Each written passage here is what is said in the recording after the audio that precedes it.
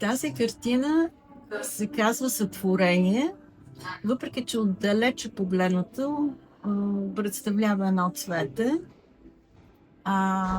Ако се загледате, има много малки фигурки и съответно една централна фигура, която може всеки, разбира се, да интерпретира както иска. Може да се интерпретира пак един библейски сюжет.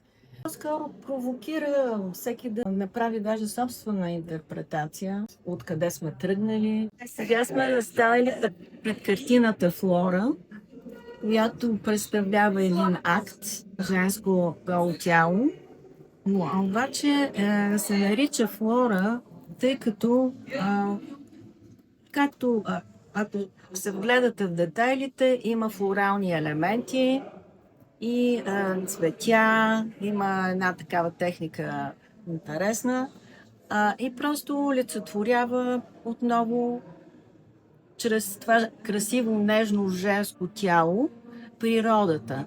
На това женско тяло, то е много крехко и тук искам да акцентирам за това, че природата наистина е крехка и че много лесно може да бъде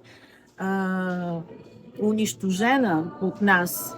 Така че пак един апел, или пак едни размисли в тази посока към човечеството, да се опитва това нежно, крехко тяло в момента олицетворяващо природата да го съхранява за бъдеще.